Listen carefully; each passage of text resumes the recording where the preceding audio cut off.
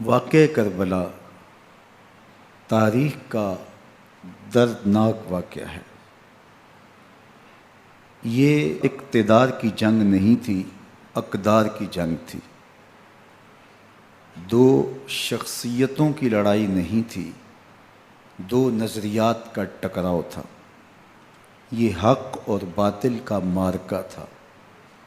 یزید ظلم کا استعارہ ہے، حسین ابن علی امن کی علامت ہے۔ یزید جبر کا پتلا ہے، حسین صبر کا پیکر ہے۔ یزید اپنی بدطینت فطرت اور اپنی طبع ناہموار کے باعث دنیا پر ذلت و رسوائی، ظلم، جبر، جور و زیادتی کی علامت بن کے ابھرا، اور حسین ابن علی رضی اللہ تعالی عنہ حق و صداقت کا نشان بن کے ابھرا۔ کربلا کے تپتے ہوئے ریگزار میں حسینی اور یزیدی دو کردار سامنے آتے ہیں۔ اقبال نے کہا تھا، موسیٰ و فرعون و شبیر و یزید، ایند و قوت از حیات آید پدید،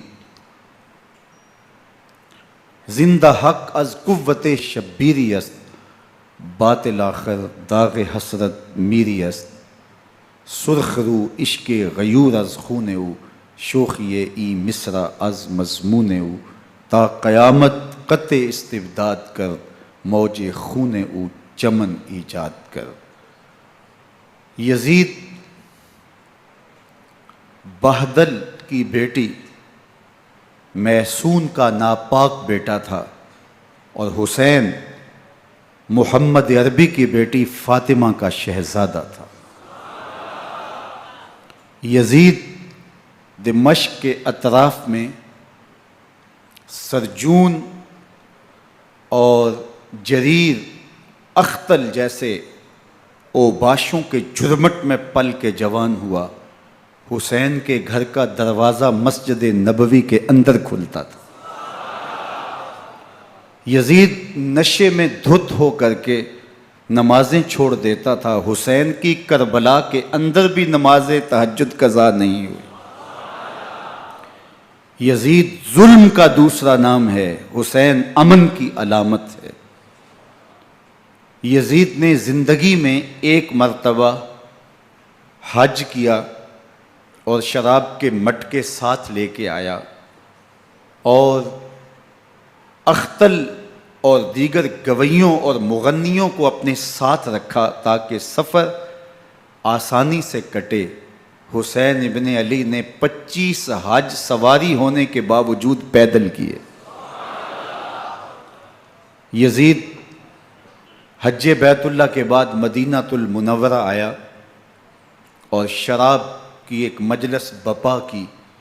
حضرت امام حسین رضی اللہ تعالی عنہ جب وہاں پہنچے تو شراب کی پھیلی ہوئی بدبو کو محسوس کرتے ہوئے فرمایا، یہ بو کیسی ہے؟ تو نشے میں دھت یزید بولا، یہ شام میں بنتی ہے، اور ایک جام منگوایا اور اس کو پیتے ہوئے دوسرا جام حضرت امام حسین رضی اللہ تعالی عنہ کی طرف بڑھاتے ہوئے کہا، ابا عبداللہ لیجئے۔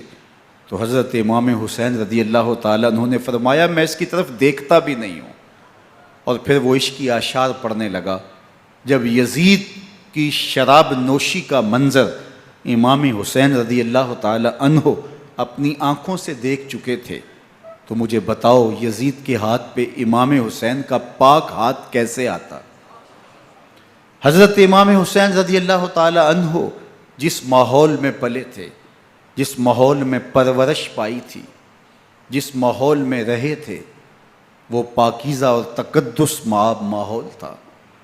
اور یزید کبھی اطراف دمشق میں، کبھی غوطہ میں، کبھی الخضرہ محل میں، اور کبھی کہاں داد عیش دیتا رہا اور لہو و لعب کے اندر مصروف رہا۔ اور اس کی زندگی ان چیزوں سے عبارت تھی۔ وہ محرمات کو حلال قرار دیتا، شراب نوشی اس کی ہڈیوں میں رچی ہوئی تھی، اور شریعت بیضا کا مذاق اڑایا کرتا۔ اور حسین ابن علی رضی اللہ تعالی عنہ کی دوستیاں جن لوگوں سے تھی وہ عبداللہ ابن عباس تھے، عبداللہ ابن عمر تھے، حضرت عبد الرحمن بن ابو بکر رضی اللہ تعالی عنہ تھے۔ یزید تو جوا کھیلتا رہا، یزید تو قمار بازی کرتا رہا، یزید تو شراب نوشی کرتا رہا، اور حسین ابن علی مسجد نبوی کے ممبر میں حضور کے پہلوؤں میں بیٹھتے رہے۔ زمانے نے وہ منظر دیکھا کہ سرخ رنگ کے جوڑے پہنے ہوئے حسنین کریمین حجرہ فاطمہ سے نکلتے ہیں، کم عمری کی وجہ سے کبھی گرتے ہیں کبھی سنبھلتے ہیں، اور آقا کریم خطبہ ارشاد کر رہے ہیں، خطبہ چھوڑ کے حضور نے شہزادوں کو اٹھا لیا۔ وہ منظر بھی زمانے نے دیکھا۔ حضرت عبداللہ بن شداد کہتے ہیں کہ حضور سجدے میں تھے اور سجدہ اتنا طویل ہو گیا، ہمیں لگا یا تو وحی کا نزول ہو رہا ہے یا پھر اللہ کا حکم آ گیا اور اللہ کے محبوب کی روح قبض کر لی گئی۔ لیکن میں نے جب نظریں اٹھا کے ننکیوں سے دیکھا تو کیا منظر تھا کہ حسین ابن علی حضور کی پشت پہ بیٹھے ہوئے اور میرے آقا سجدے کو طول دے رہے ہیں۔ اللہ اکبر! حسین کے لیے پیغمبر کے سجدوں کو طول دیا جا رہا ہے۔ حسین ابن علی کبھی ممبر پہ حضور کی اطراف میں بیٹھتے ہیں، وہ منظر بھی دنیا نے دیکھا کہ حضور کے مبارک کندھوں پر حسین ابن علی بیٹھے ہیں اور حضور کی زلفوں کو پکڑا ہوا ہے۔ تو حضرت عمر رضی اللہ تعالیٰ عنہ دیکھ کے کہتے ہیں واہ واہ کیسی سواری میسر آئی حسین ابن علی کو۔ تو میرے آقا مسکرا کے کہتے ہیں عمر سواری دیکھتے ہو سوار بھی تو دیکھو۔ اللہ اکبر! حضرت اسامہ بن زید بن حارثہ رضی اللہ تعالیٰ عنہ فرماتے ہیں رات کا ایک پہر گزر گیا اور مجھے حضور سے کوئی کام تھا، میں آقا کریم کی خدمت میں حاضر ہوا، در دولت پہ دستک دی، حضور تشریف لائے تو چادر اوڑی تھی، بکل کی ہوئی تھی میرے حضور نے، تو میں نے اپنی حاجت کہی تو حضور نے میری حاجت پوری کر دی۔ لیکن ایک منظر میں نے دیکھا کہ حضور نے جو چادر کی بکل فرمائی تھی اس کے اطراف میں پہلوؤں میں ابھار تھے جس طرح اندر کوئی ہو۔ مجھ سے نہ رہا گیا، میں نے پوچھ لیا، میں نے کہا بندہ نواز چادر کے اندر کیا ہے؟ فکاشفہ، تو حضور نے چادر کو کھول دیا۔ فائز الحسن والحسین علی ورکہ، تو کہتے ہیں میں نے اپنی آنکھوں سے دیکھا ایک پہلو سے امام حسین لپٹے ہوئے تھے، ایک پہلو سے امام حسن لپٹے ہوئے تھے۔ فرمایا یہ میرے بیٹے ہیں، یہ میری بیٹی کے بیٹے ہیں، اے اللہ میں ان سے پیار کرتا ہوں، تو بھی ان سے پیار کر، جو ان سے پیار کرے اس سے بھی پیار کر۔ ان کی محبت کا درس دیا، ان کے پیار کا سبق پڑھایا، کہا ان سے پیار کرنے والا میرے سے پیار کرنے والا ہے، ان سے بغض رکھنے والا میرے سے بغض رکھنے والا ہے۔ ان کی تکلیف حضور کو بے چین کر دیتی تھی۔ حضرت سیدہ فاطمہ الزہرا رضی اللہ تعالی عنہ کے گھر کے قریب سے گزرے تو حضرت امام حسین کے رونے کی آواز آ رہی تھی، تو آقا کریم علیہ السلام نے فرمایا کہ فاطمہ حسین کو چپ کرواؤ، اللہ تعالیٰ انا بقاءہ یوزینی، تو جانتی نہیں حسین کا رونا مجھے دکھ دیتا ہے۔ حسین ابن علی کو حضور رونے نہیں دیتے تھے، ان کو دکھی نہیں ہونے دیتے تھے، کیونکہ رسول اللہ صلی اللہ علیہ وسلم جانتے تھے کہ یہ کتنے دکھ سہے گا، کتنی تکلیفوں سے گزرے گا اور کتنے مصائب سہے گا۔ زمانے نے وہ گھڑیاں بھی دیکھیں کہ حضرت حذیفہ بن یمان رضی اللہ تعالیٰ عنہ فرماتے ہیں کہ میں حضور کی خدمت میں نماز مغرب کی ادائیگی کے لیے حاضر ہوا، اور میں نے یہ اجازت خاص طور پہ اپنی ماں سے اس شرط پہ لی تھی کہ امی آپ مجھے اجازت دیں، میں حضور کی خدمت میں حاضر ہوتا ہوں، مغرب کی نماز بھی ادا کروں گا اور پھر حضور سے عرض کروں گا حضور میرے لیے اور میری ماں کے لیے بخشش کی دعا کر دیجئے۔ ماں نے اس شرط پہ اجازت دے دی اور میں حضور کی خدمت میں آ گیا، نماز مغرب ادا کی، سلام پھرا تو میرے دل میں آرزو تھی میں حضور سے عرض کروں حضور میرے لیے اور میری ماں کے لیے مغفرت کی بخشش کی دعا کر دیں، لیکن حضور عبادات میں ذکر میں نوافل میں ایسے مشغول ہوئے کہ میں آرزو رکھنے کے باوجود بھی عرض نہ کر سکا۔ خیر نماز عشاء کا وقت ہوا، اذان پکاری گئی، حضور مصلی پہ آئے، نماز پڑھی، سلام پھرا، تو میرے دل میں پھر خیال آیا کہ ماں سے ایک نماز کی چھٹی لی تھی، نمازیں بھی 2 ہو گئیں، ماں نے جاتے پوچھنا ہے، حضور سے میرے لیے اور اپنے لیے مغفرت کی، بخشش کی دعا کروائی تھی، تو کیا جواب دوں گا؟ اور حضور اٹھے اور کاشانہ اقدس کی طرف چل دیے۔ اب میرے دل میں یہ خیال رہ کے آ رہا تھا کہ ماں کو کیا جواب دوں گا؟ میں تو حضور سے بخشش و مغفرت کی دعا کروا ہی نہیں سکا۔ جب حضور چل پڑے تو غیر ارادی طور پہ میں بھی حضور کے پیچھے چل پڑا۔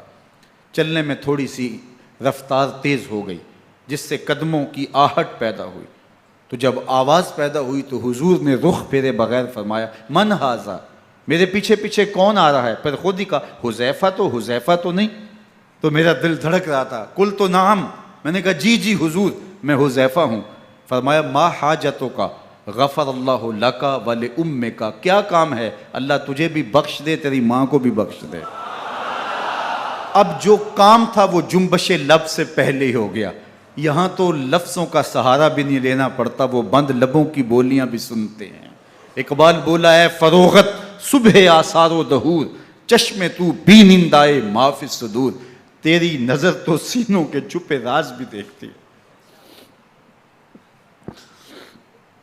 تو کہا، ما حاجتوں کا، غفر اللہ لک ولامک، اللہ تجھے بخش دے، تیری ماں کی بھی مغفرت کر دے، کیا کام ہے؟ اب جو کام تھا وہ تو ہو گیا۔ تو میرے حضور نے ارشاد فرمایا، حذیفہ سنو، ابھی ایک فرشتہ آیا ہے جو اس سے قبل دھرتی پر پہلے کبھی نہیں آیا، آج پہلی مرتبہ اللہ سے اجازت لے کے 2 کام کرنے آیا ہے۔ ایک تو مجھے سلام کرنے آیا ہے، اور دوسرا خوشخبری دینے آیا ہے کہ آپ کی بیٹی فاطمہ جنتی عورتوں کی سردار ہے، اور حسن اور حسین جنتی جوانوں کے سردار۔ ایک طرف یزید ناپاک میسون کا پلیت بیٹا، اور ایک طرف محمد عربی کا نواسا، فاطمہ کے دودھ کا اثر، علی المرتضیٰ کے خون کی تاثیر، رسول اللہ صلی اللہ علیہ وسلم کے کندھوں پہ بیٹھنے والا۔ ایک دن حضور نے امام حسین رضی اللہ تعالیٰ عنہ کے ہاتھ پکڑ لیے اور ان کے پاؤں اپنے پاؤں پہ رکھے، اور پھر فرمایا، بیٹے آگے بڑھو، اور ان کے پاؤں حضور کی پنڈلیوں پہ آئے۔ پھر کہا، بیٹے اور آگے بڑھو، حتیٰ کہ ان کے پاؤں حضور کی رانوں پہ آئے۔ پھر فرمایا، بیٹا اور آگے بڑھو، تو ان کے پاؤں حضور کے مبارک بطن اقدس پہ آئے۔ پھر بازوؤں کو کھینچ کے اپنے قریب کیا اور حسین ابن علی کے منہ میں اپنی زبان رکھ دی، اور وہ اس طرح چوس رہے تھے جس طرح کھجور چوسی جاتی ہے۔ تو اللہ کے محبوب علیہ السلام نے حسین ابن علی کو اپنی زبان کا لعاب دہن دے کر کے، وہ شیر رحمت دے کر کے، وہ کوثر و تسلیم سے پاکیزہ تر آب رحمت عطا کر کے ان کی ہمیشہ کے لیے پیاس بجھا دی، تاکہ کل کربلا کے تپتے ہوئے ریگزار میں حسین ابن علی کو پیاس کی شدت تنگ نہ کرے اور پائے استقلال میں لغزش نہ آنے پائے۔ ان نازوں سے پالے ہوئے حسین کو، ان محبتوں سے پالے ہوئے حسین ابن علی کو امتحان بھی اتنے بڑے درپیش تھے۔ یاری تیری سونا پر ازمیشاں تیریاں اگ، سونا پرکھیا جامدہ ہے نال اگاں دے لگ۔ جتنا بڑا شخص ہوتا ہے اتنی آزمائشیں بھی بڑی ہوتی ہیں۔ پیغمبر رحمت کی آغوش میں کھیلنے والا، حجرہ فاطمہ کا جانشین، مصلی رسول کا وارث، منبر رسول صلی اللہ علیہ وآلہ وسلم پر حضور کے مبارک پہلو اور گود میں بیٹھنے والا حسین، حضور کی زبان چوسنے والا حسین، حضور کے کندھوں پہ سواری کرنے والا حسین، آقا کریم علیہ الصلوۃ والسلام کے مبارک سجدے کی حالت کے اندر حضور کی پشت پہ کھیلنے والا حسین، جس حسین کا دروازہ مسجد نبوی کے اندر کھلتا تھا اور یزید کی کرتوتوں کے چشم دید گواہ تھے۔ یزید جب تخت نشین ہوتا ہے تو اسے یہ فکر ہوتی ہے کہ امام حسین، عبداللہ بن زبیر، عبداللہ بن عمر، عبداللہ ابن عباس، یہ میری بیعت کریں. اور وہ ولید بن عقبہ کو لکھتا ہے کہ ہر صورت میں ان کی بیعت لو، اور اگر بیعت نہ دیں تو سختی کرو. حضرت امام حسین رضی اللہ تعالی عنہ کو بلاوا آتا ہے کہ آپ کو دارالامارت میں گورنر ہاؤس میں بلایا جا رہا ہے. ولید بن عقبہ کا پیغام آپ کو پہنچتا ہے. آپ اس وقت فرماتے ہیں کہ اس وقت جو پیغام پہنچا ہے وہ کسی خطرے سے خالی نہیں ہے. تو کچھ سواروں کو ساتھ لیا، کہا تم دارالامارت کے باہر کھڑے رہنا، اگر میری آواز بلند ہوئی تو اندر آ جانا، ورنہ تم انتظار کرنا. آپ اندر گئے. ولید بن عقبہ نے مروان کو بھی بلایا تھا. مروان بن حکم یہ گورنر مدینہ ولید سے پہلے رہ چکا ہے، تو اس نے مشورہ دیا کہ سختی کی جائے. خیر ولید بن عقبہ نے کہا کہ یہ خط ہے، حضرت امیر معاویہ کا انتقال ہو گیا اور یزید تخت نشین ہوا ہے، لہٰذا وہ آپ سے بیعت کا مطالبہ کرتا ہے. تو حضرت امام حسین رضی اللہ تعالیٰ عنہ نے فرمایا کہ میرے جیسا شخص یوں چھپ کے بیعت نہیں کر سکتا. اور آپ واپس پلٹے. مروان بن حکم نے ولید بن عقبہ کو کہا کہ یہ موقع ہے جانے نہ دیا جائے، اگر یہ نکل گئے تو دوبارہ تم قابو نہیں پا سکو گے اور انہیں یہیں قتل کر دیا جائے. حضرت امام حسین رضی اللہ تعالیٰ عنہ نے یہ بات سن لی. کہتے ہیں حضرت امام حسین انہی قدموں کے بل واپس پلٹے اور مروان بن حکم سے مخاطب ہو کے کہا، مروان کیا بول رہا ہے؟ وہ خاموش ہو گیا. فرمایا تو جانتا نہیں ہم کون ہیں؟ آنا حسین ابن علی ابن ابی طالب، میں حسین ہوں، میں علی کا بیٹا ہوں. ہمارے گھر میں قرآن اترتا رہا ہے، وحی کا نزول ہوتا رہا ہے، اور یزید فاسق ہے، فاجر ہے، مسلمانوں کا قاتل ہے اور شرابی ہے. میں ڈنکے کی چوٹ پہ یزید کی بیعت سے انکار کرتا ہوں. بس حیدری کچھار سے محمدی شیر نکل آیا ہے. اب اوسان خطا ہو گئے، راستہ چھوڑ دیا، واپس آئے. سیدہ زینب سے ملے، کہا مدینے کو چھوڑنا پڑے گا. کہا بھیا کیا ہوا؟ کہا یزید بیعت لینے پہ مصر ہے اور میں کسی صورت بھی بیعت نہیں کروں گا. رسول اللہ کا مدینہ ہمارے خون سے لالہ زار بنے گا. میں نہیں چاہتا کہ حضور کے شہر نور کی حرمت پامال ہو. دوستو وہ کیسا منظر ہوگا جب حسین ابن علی نے آخری حاضری حضور کے روضے پہ دی ہوگی. حاجی یا معتمر 10 دن کے لیے، 8 دن کے لیے، 20 دن کے لیے مدینہ المنورہ عارضی سکونت اختیار کرتا ہے اور حضور کے روضہ انور سے، اس شہر نور سے، ان گلیوں سے، ان بام و در سے ایسا مانوس ہو جاتا ہے کہ جب واپس پلٹ رہا ہوتا ہے ان دعاؤں کے ساتھ کہ دوبارہ آنا بھی نصیب ہو، اور اسے لگتا ہے کہ میں دوبارہ بھی بلایا جاؤں گا، لیکن اس کے باوجود شہر حبیب چھوڑنا قیامت سے کم نہیں ہوتا. اعظم چشتی مرحوم آخری بار جب حضور کے روضہ انور پہ گئے تو بیمار تھے، ویل چیئر پہ تھے. باب بقی سے باہر نکلے تو خادم سے کہا کہ میری ویل چیئر پیچھے سے کھینچو تاکہ میرا رخ روضہ انور کی طرف رہے. اور وہ پیچھے سے کھینچتا چلا جا رہا ہے.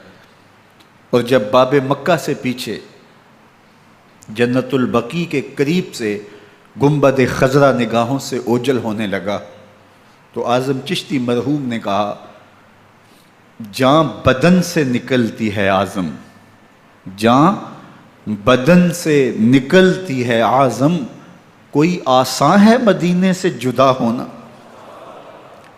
کوئی آسان ہے مدینے سے جدا ہونا. یہ اس شخص کی کہانی ہے جو 10 دن، 5 دن، مہینہ، 2 ماہ وہاں رہتا ہے اور پھر اس شہر کو چھوڑ کے آنا اس کے لیے آسان نہیں ہوتا. اور مجھے بتاؤ کہ حسین جو پیدا مدینے میں ہوا، جس کے گھر کا دروازہ مسجد نبوی کے اندر کھلتا تھا، جو مسجد نبوی کے اندر پرورش پا کے جوان ہوتا ہے اور مدینے کی گلیوں میں کھیلتا رہا، اس حسین ابن علی کے لیے مدینہ چھوڑنا، اور پھر وہ اس بات کا علم اور شعور رکھتے تھے کہ یہ آخری بار حضور کے در پہ حاضری ہے، دوبارہ اس شہر نور میں نہیں آ سکوں گا، تو کیا قیامت ہوگی اور کیا منظر ہوگا۔ محمد بن حنفیہ کے علاوہ خاندان نبوت کے جتنے لوگ تھے ان سب نے شہر مدینہ کو الوداع کہا، اور رات کے موقع میں مدینہ المنورہ کو، مسجد نبوی کو چھوڑ کر کے مکہ کی جانب عازم سفر ہوئے۔ 3 شعبان المعظم کو مکہ المکرمہ پہنچتے ہیں، ادھر کوفیوں کے خطوط آنے شروع ہو جاتے ہیں۔ حضرت امام حسین رضی اللہ تعالیٰ عنہ مسلم بن عقیل رضی اللہ تعالیٰ عنہ کو صورتحال معلوم کرنے کے لیے بھیج دیتے ہیں۔ 40,000 کوفی آپ کے ہاتھ پہ بیعت کر لیتے ہیں۔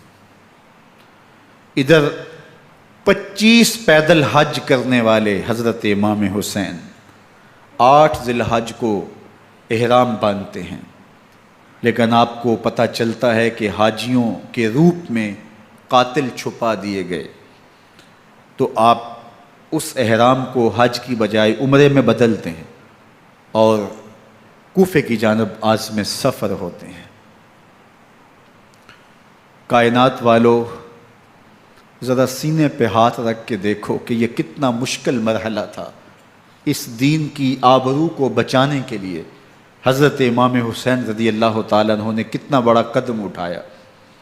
آپ کے بہی خواہ، دوست، احباب عبداللہ بن عمر یہ سارے روکتے ہیں، عبداللہ بن عباس کہتے ہیں حضرت نہ جائیے، الکوفی لا یوفی، کوفی کبھی وفا نہیں کرتے، آپ کے والد کو وہاں شہید کیا گیا، لیکن آپ ایک فرض کو نبھانے جا رہے ہیں۔ میرے غم گسارو، میرے مہربانوں، نہ روکو مجھ کو جانے دو، مجھے نانے کے دی کی ڈوبتی کشتی بچانے دو، میں جاتا ہوں کہ دنیا پر وفا کا نام رہ جائے، میں رہوں نہ رہوں پر عظمت اسلام رہ جائے۔ میں نہیں جاتا تو نبی کے گھر کی آن جاتی ہے، میں نہیں جاتا تو نبی کے گھر کی آن جاتی ہے، تمہارا دین جاتا ہے میری غیرت ایمان جاتی ہے۔ حضرت امام حسین یہاں سے چلتے ہیں، ابھی راستے میں ہی پہنچتے ہیں کہ یہ خبر آتی ہے کہ کوفے والوں نے بے وفائی کر دی، حضرت مسلم بن عقیل رضی اللہ تعالیٰ عنہ کو شہید کر دیا گیا، نعمان بن بشیر معزول کر دیے گئے، ابن مرجانہ ابن زیاد وہاں متعین کر دیا گیا جو سخت گیر شخص تھا، اور اس نے لوگوں کو ڈرایا دھمکایا اور کوفے کے لوگوں کے دل بدل گئے اور وہ بیتیں توڑنے لگے۔ وہ منظر مسجد کوفہ کا کتنا دلگداز تھا، جب امام نماز کے لیے کھڑے ہوئے تو 40,000 لوگ آپ کے پیچھے تھا۔ جب سلام پھیرا اور امام نے دیکھا کہ پیچھے لوگ نہیں ہیں، پھر لوگوں نے اپنے دروازے بھی بند کر لیے۔ رات کی تنہائیاں ہیں اور حضرت مسلم بن عقیل کو کوئی پناہ دینے والا نہیں ہے۔ لوگوں نے دروازے بند کر لیے کہ کہیں ہمارے گھر میں نہ آ جائیں اور ہم مشقت اور حکومتی تشدد کا شکار نہ ہوں۔ کتنا دردناک لمحہ ہے حضرت مسلم بن عقیل رضی اللہ تعالیٰ عنہ پہ، اور پھر حضرت مسلم بن عقیل بے دردی سے شہید کر دیے جاتے ہیں۔ آپ ابھی راستے میں ہیں، یہ ساری کہانی پہنچتی ہے کہ حضرت مسلم شہید کر دیے گئے اور بے دردی سے شہید کر دیے گئے۔ وہ جنہوں نے خط لکھے تھے کہ ہم آپ کے ساتھ ہیں اور ہم منتظر ہیں، چشم برا ہیں، آپ کے قدموں کی چاپ سننے کے لیے بےتاب ہیں، آج انہوں نے بیتیں توڑ دی۔ 40,000 کوفی منحرف ہو گئے۔ مسجد کوفہ کا وہ منظر کس قدر روح کو تڑپا دینے والا تھا۔ ہم پچھلے سال عصر اور مغرب کے درمیان جب کوفہ پہنچے تو سورج ڈوبنے کے قریب تھا۔ میں نے اپنی زندگی میں اتنا اداس موسم کہیں نہیں دیکھا جتنا اداس موسم کوفے میں دیکھا۔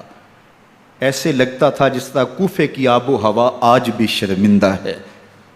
جو مسلم بن عقیل اور خاندان نبوت کے ساتھ اہل کوفہ نے کیا، حضرت امام حسین رضی اللہ تعالیٰ عنہ کو ان کے بہی خواہوں نے، اعزاء نے، اقربا نے، دوستوں نے، آوان و انصار نے، ساتھیوں نے کہا کہ حضرت حالات یکسر تبدیل ہو گئے، اب ہمیں مراجعت کر جانی چاہیے، واپس پلٹ جانا چاہیے۔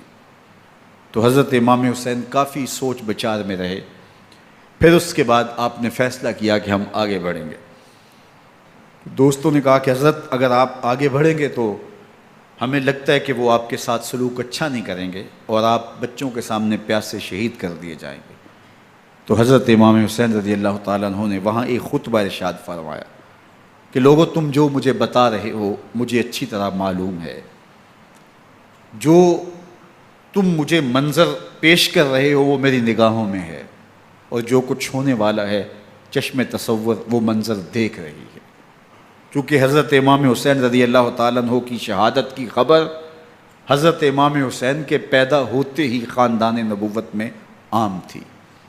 حضور علیہ الصلوۃ والسلام کو یہ بات جبریل امین نے آ کے بتائی تھی جب حسین ابن علی کے ساتھ حضور محبت کا اظہار کر رہے تھے، تو یہ جبریل امین نے آ کے کہا تھا حضور آپ کا یہ بیٹا ارض طف میں شہید کر دیا جائے گا، اور کربلا کی مٹی لا کے حضور کو دی اور ام سلمہ کو حضور نے عطا کر دی۔ حضرت ام سلمہ کہتی ہیں کہ ایک دن میں سوئی تو خواب دیکھا کہ حضور کے مبارک بال بکھرے ہوئے ہیں اور سخت پریشان ہیں، تو میں نے کہا کہ حضور آپ کی یہ کیا حالت ہے؟ وَبِيَدِهِ قَارُورَةٌ، اور حضور کے ہاتھ میں ایک شیشی ہے، فیہا دمن، جس کے اندر خون ہے۔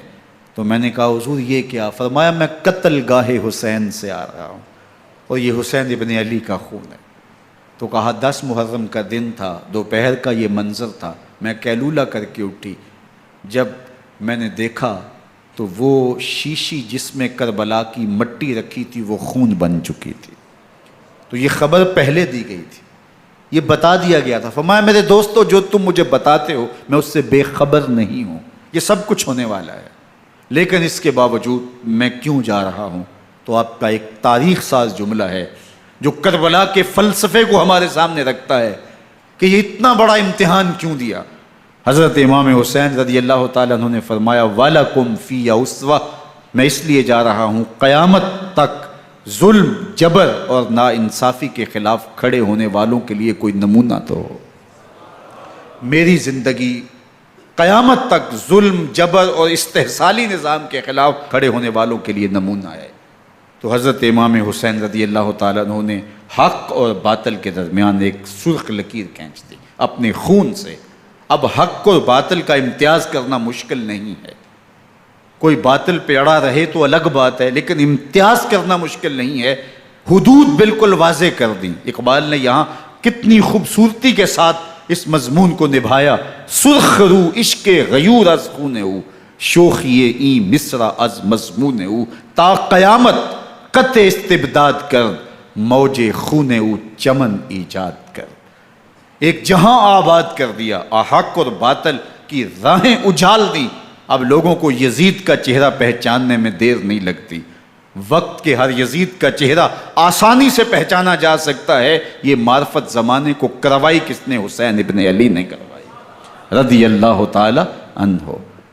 تو حضرت امام حسین نے فرمایا کہ جو میرے ساتھ ہونے والا ہے میں اچھی طرح جانتا ہوں، لیکن میں اس کے باوجود آگے بڑھوں گا۔ پھر بڑھے اور کربلا میں جا کے خیمہ زن ہو گئے۔ 7 محرم کو پانی بند کر دیا گیا۔ پانی بند ہوا تو کھانا بھی میسر نہیں تھا، لیکن ذکر پانی کا ہوتا ہے اس لیے کہ کھانے کے بغیر انسان کئی دن کاٹ لیتا ہے، لیکن پانی کے بغیر گزر نہیں ہوتی۔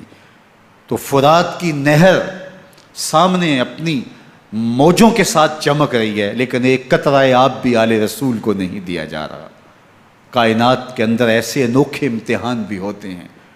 وارثوں ساقی کوثر کے، مالک ہوں حوض کوثر کے، اور بیٹے ہوں ساقی کوثر کے، اور آج ایک بوند پانی کی بھی میسر نہ ہو۔ صبر کا امتحان ہے، عزیمت کا امتحان ہے۔ حضرت امام حسین رضی اللہ تعالیٰ عنہ خیمہ زن ہو گئے۔ 3 دن تک پانی بند رہتا ہے۔ 9 محرم کو رات کی تنہائی میں حملہ آور ہونا چاہتے ہیں، لیکن آپ نے کہا کہ ہمیں اللہ کے حضور عبادت اور ذکر کے لیے وقت دیا جائے۔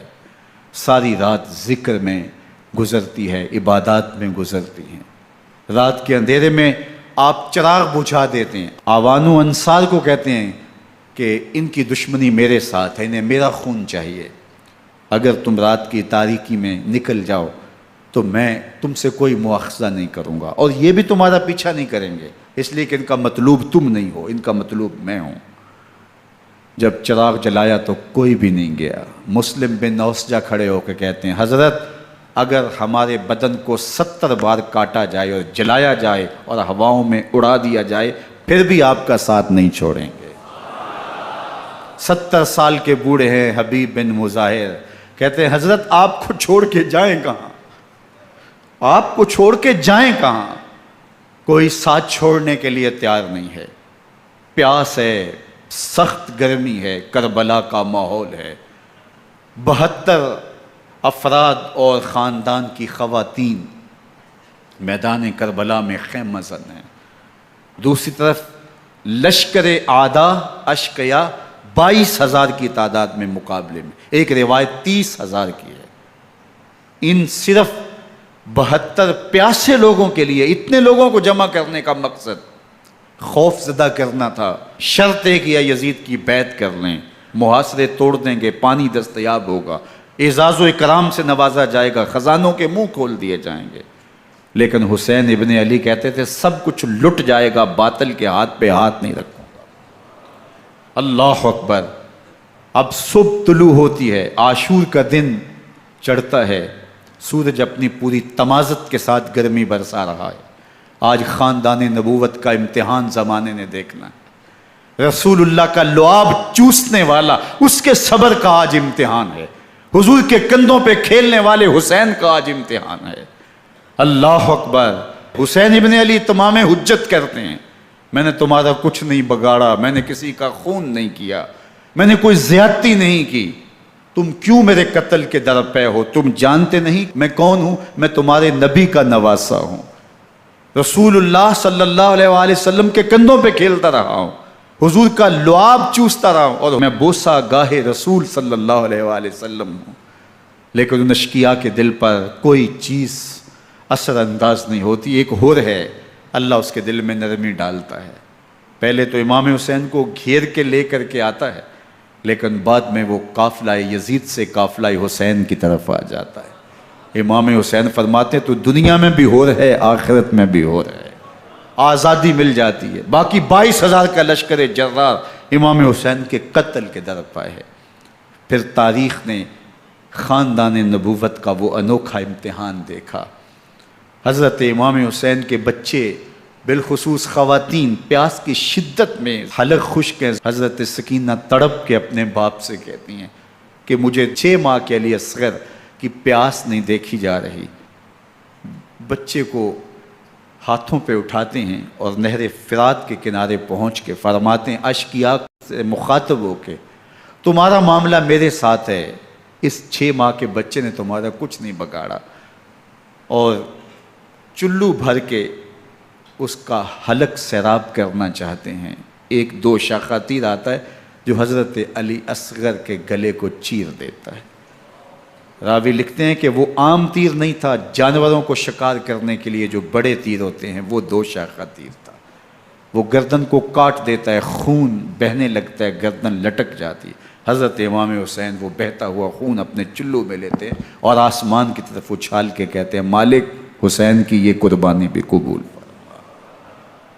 یہ تماشا لب بام نہیں ہے، بچہ بیمار ہو ڈاکٹر جواب دے دیں، ماں باپ کے ہاتھ پھول جاتے ہیں، زندگی کی سانسیں ابھی چل رہی ہوتی ہیں، لیکن ڈاکٹر کہے کہ یہ میرے بس کا روگ نہیں ہے، کہیں اور لے جاؤ، تو زندگی کا لف و نشر غیر مرتب ہو جاتا ہے۔ میں سلام پیش نہ کروں حسین ابن علی کو، 6 ماہ کا علی اصغر ہاتھوں میں دم توڑتا ہے، گردن لٹک جاتی ہے، خون بہہ رہا ہے، اب خیموں کی طرف بڑھ رہے ہیں، لیکن زبان پہ شکایت نہیں ہے، کہتے ہیں مالک حسین کی یہ قربانی قبول کر لے۔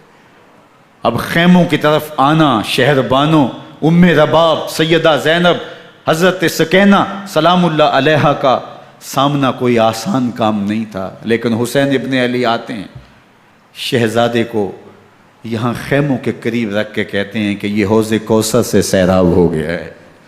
اللہ اکبر، کوہرام مچ جاتا ہے خیموں کے اندر، کیا منظر ہوگا اور ان کو کن الفاظ کے پیرائے میں ڈھال کر کے ان کیفیات کو بیان کیا جا سکتا ہے جو اہل بیت کے خیموں کے اندر علی اصغر کی شہادت کے بعد کا منظر رقم ہو رہا ہوگا۔ اللہ اکبر، ادھر عشقیہ آوازیں دے رہے ہیں، مبارزت کے لیے پکار رہے ہیں۔ زمانے نے پھر وہ منظر بھی دیکھا کہ جوان بیٹے کو 18 سال کی کمائی حضرت امام حسین میدان عمل میں بھیج رہے ہیں۔ وہ علی اکبر جو حسین کا نور نظر ہے، آنکھوں کا قرار ہے، دل کی تسکین ہے۔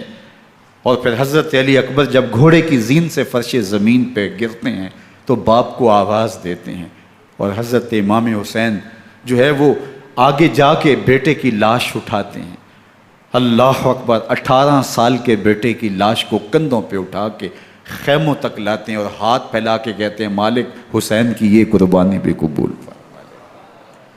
کبھی قاسم بن حسن کی لاش اٹھا کے لاتے ہیں، کبھی اون و محمد کی لاشیں اٹھا کے لاتے ہیں، بتیجوں کی، بھانجوں کی، بھائی عباس کے کٹے ہوئے بازو اور زخموں سے چھدا ہوا لاشا۔ کیا کیا قیامتیں تھیں جو اس کربلا کے ایک میدان کے اندر نہیں توڑی گئیں۔ حضرت امام حسین پر دکھ پہ دکھ، تکلیفوں پہ تکلیفیں، اب 71 لاشیں اٹھا کے خیموں تک پہنچا چکے، اور ادھر مبارزت کی دعوت دی جا رہی، آؤ میدان عمل میں آؤ، اب دیر کیوں کر رہے ہو۔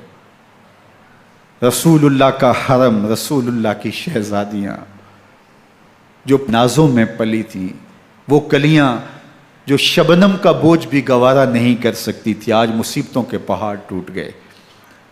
حضرت امام حسین کبھی شہربانوں کو، کبھی ام رباب کو دلاسا دیتے ہیں، کبھی حضرت زینب کو کہتے ہیں۔ حضرت زینب کربلا کے اس میدان کے اندر بڑے حوصلے کے ساتھ اپنے بھائی کے ساتھ کھڑی رہی، اپنے 2 بیٹے راہ خدا میں پیش کیے، ان کی لاشیں وصول کیں، لیکن زینب جس جرأت کے ساتھ، جس پامردی کے ساتھ اس سارے منظر کو حوصلے کے ساتھ سہتی رہی، وہ یقیناً حوصلہ سیدہ زینب سلام اللہ علیہا کا ہی ہے۔ لیکن یہ وہ منظر تھا کہ زینب کا دل بھی ڈول گیا جب حسین ابن علی گھوڑے پہ بیٹھنے لگے، اور ان کو گھوڑے میں بٹھانے والا کوئی نہیں تھا، اور جو بھی سوار جاتا پھر واپس اس کی لاش ہی آتی اور حسین ابن علی لے کے آتے۔ آج حسین ابن علی جا رہے ہیں، زندگی کا سارا سرمایہ لٹ رہا ہے، حضرت زینب سلام اللہ علیہا سنبھل نہیں رہی۔ حضرت امام رضی اللہ تعالیٰ عنہ اٹھے اور آپ نے حضرت زینب کو صبر کی تلقین کی اور کہا کہ صبر ہی بہترین ذریعہ ہے اور اللہ کی قربت کا ایک بہترین سبب ہے، اور ان کو صبر کی تلقین کرتے ہوئے فرمایا کہ میرے بعد تم نے اس ذمہ داری کو سنبھالنا ہے، اور ان مخدرات اسلام کی، ان شہزادیوں کے پردے کی تم نے حفاظت کرنی ہے۔ اور پھر گھوڑے کی زین کس کے امام حسین لشکر اشقیاء کی طرف بڑھتے ہیں۔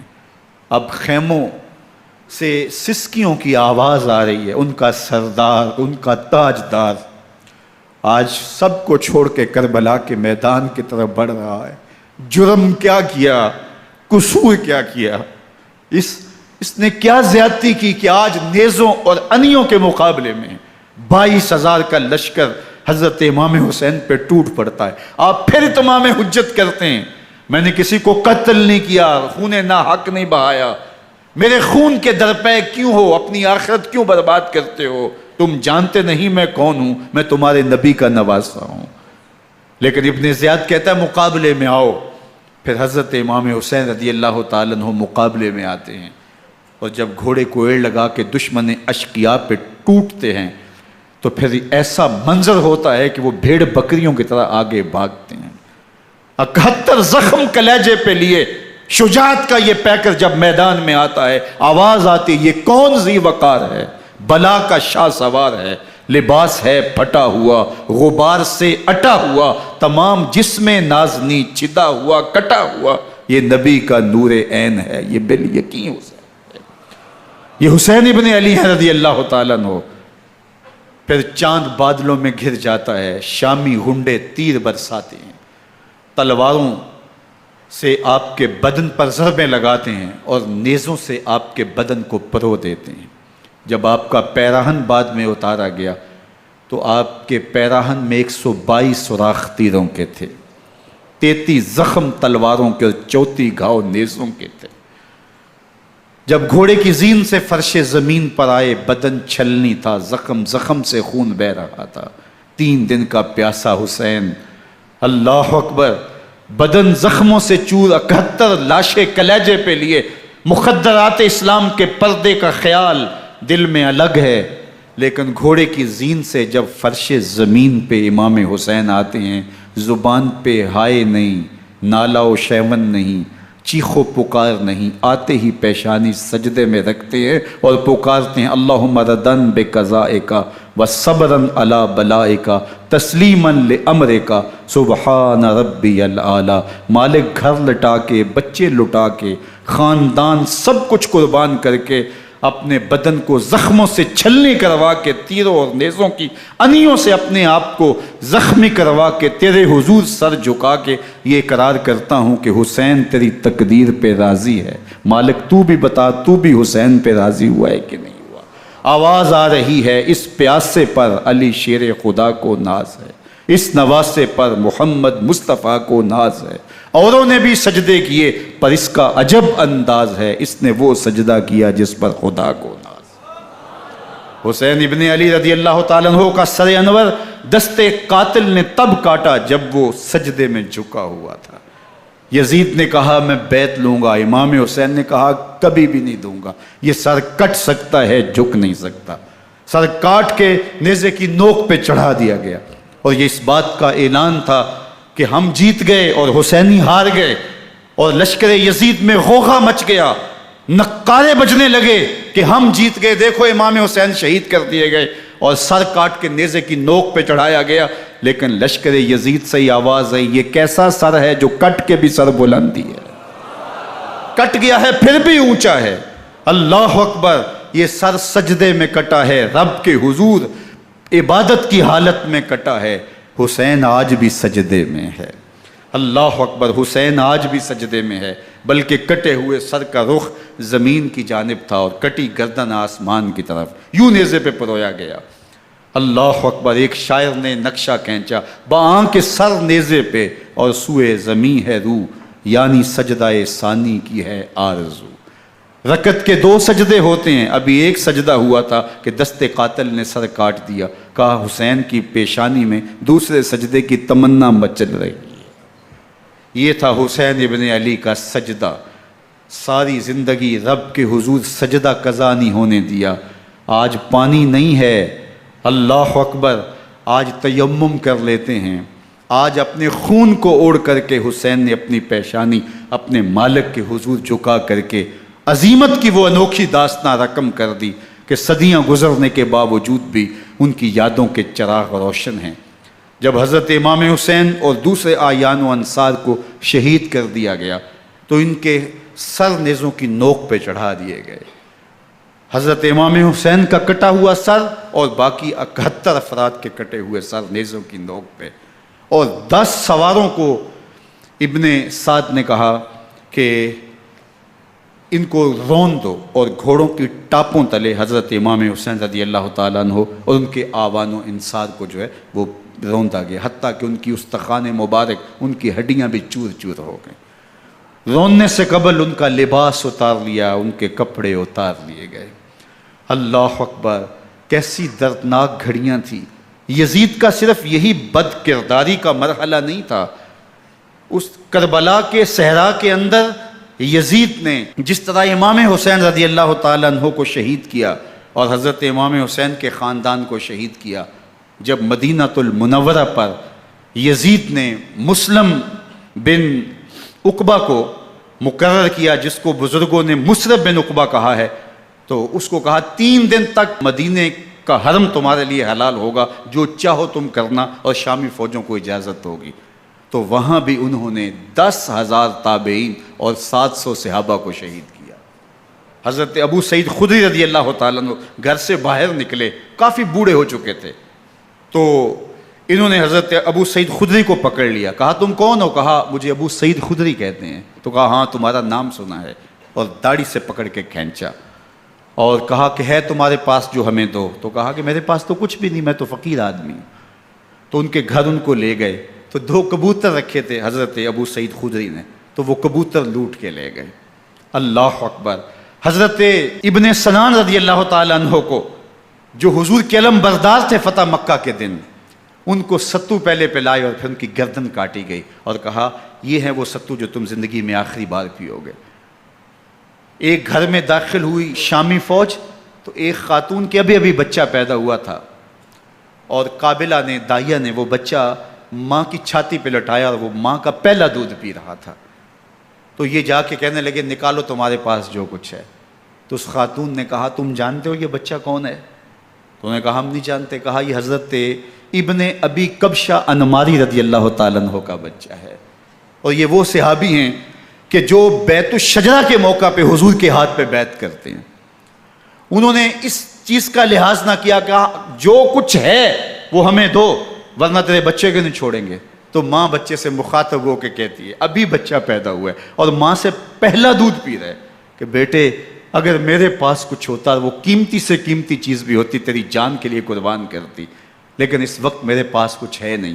تو ایک شکی آگے بڑھا اور بچے کو ایک ٹانگ سے پکڑ کے کھینچ کے دیوار کے ساتھ پٹک کے مارا، جس سے دماغ کا بھیجا نکل گیا۔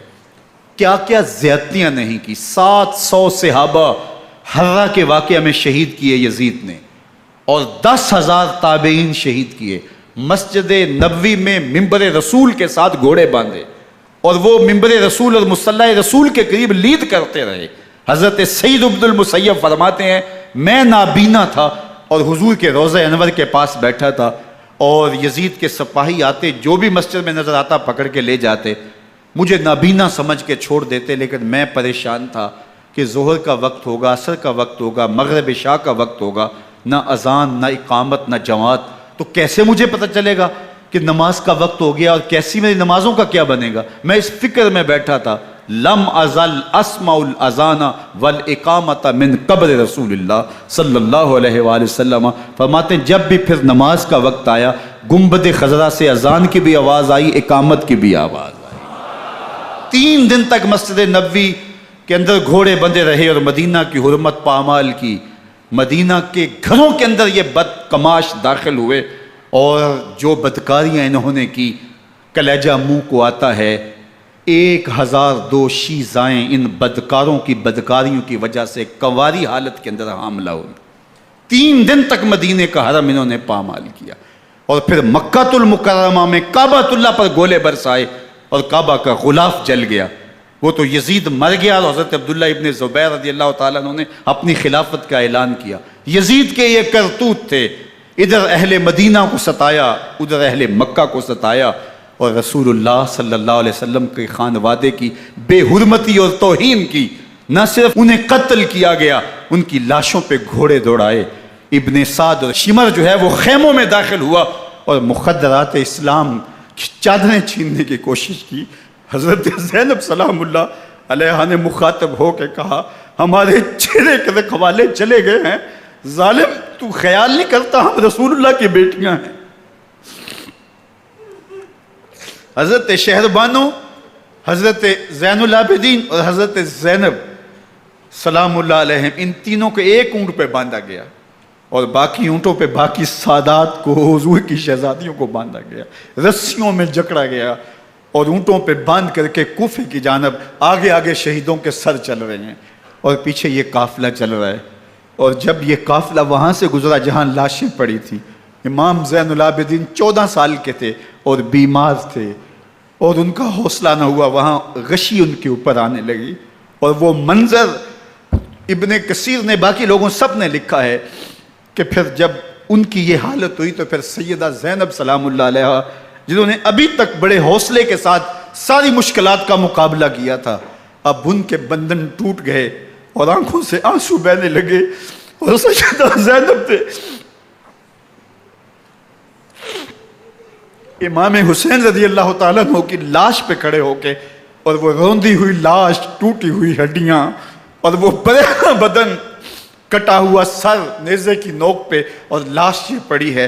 تو حضرت سیدہ زینب نے مدینے کی طرف منہ کر کے جو ہے وہ حضور سے فریاد کی، یا محمد آہو، یا محمد آہو، ھذا حسین بالآراء مزمل بالدماء، یا محمد آہو بناتوں کا سبایا۔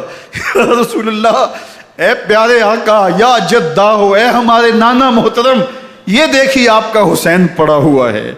بدن سے کپڑے اتار لیے گئے، خاک ہوائیں اڑا رہی ہیں، اور اس کے اوپر چادر جو ہے وہ مٹی کی پڑ گئی ہے۔ حضور آپ کی اولاد کاٹ دی گئی، اور پھر کہا بناتوں کا سبایا، حضور دیکھیے آپ کی بیٹیوں کے ہاتھ باندھ دیے گئے ہیں، اونٹوں پہ کس دیا گیا ہے، سر شہیدہ آگے آگے چل رہے ہیں، اور حضرت سیدنا امام حسین کا آگے آگے سر ہے۔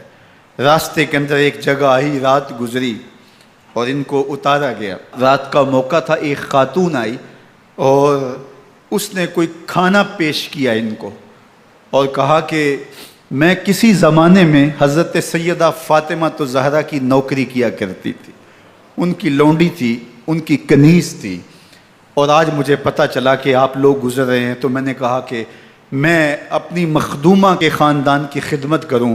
اور پھر اس نے کہا کہ اس وقت سیدہ کی گود میں ایک 6-7 ماہ کی بچی تھی جس کو زینب کہا کرتے تھے۔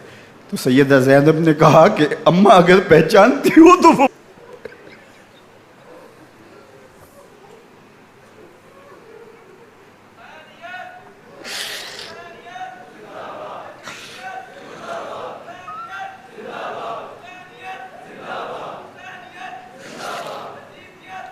یہ تاراج اور لٹا ہوا کارواں پھر وہاں سے کوفے میں کیسے پہنچا، اور کوفے کے اندر سیدہ زینب سلام اللہ علیہا نے وہ یزید کے دربار میں، ابن زیاد کے دربار میں وہ جرأت آمیز جو باتیں کہیں، اللہ اکبر، زینب کی زبان میں علی کی خطابت بول رہی تھی، اور پھر دشمن اور دوست سارے رونے لگے، اور وہ کیا دل گداز منظر تھے۔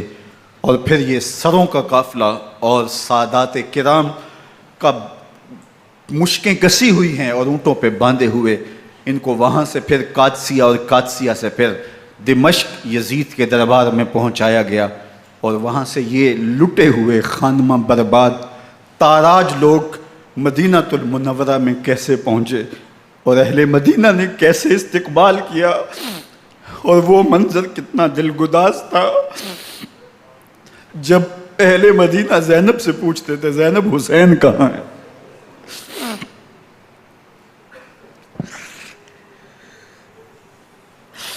بے مروت بے وفا تیرا بھی کیا افسانہ ہے، جس نے اپنی ہی شمع کو گل کیا تو وہ پروانہ ہے۔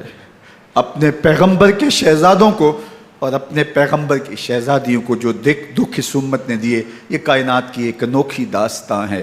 اللہ ہمیں اسوہ شبیری پہ عمل کی توفیق عطا کرے اور ان کے نقوش پاک کی برکتیں دے، اہل بیت کی محبت ہماری روحوں میں جذب کر دے، اور جس عظیمت کے ساتھ، جس حوصلے کے ساتھ انہوں نے دکھوں کو جھیلا، جو دہکتی آگ کے شعلوں پہ سویا وہ حسین، جو جواں بیٹے کی میت پر نہ رویا وہ حسین، جس نے سب کچھ کھو کے کچھ نہ کھویا وہ حسین، مرتبہ اسلام کا جس نے دوبالا کر دیا، خون نے جس کے دو عالم میں اجالا کر دیا، جو کہ سوزے غم کو سانچے میں خوشی کے ڈھال کے مسکرایا موت کی آنکھوں میں آنکھیں ڈال کے۔ اے حسین ابن علی تم پر سلام، نازش آل نبی تم پر سلام۔ ذرا میرے ساتھ یہ پڑھ لیجئے، اے حسین ابن علی تم پر سلام،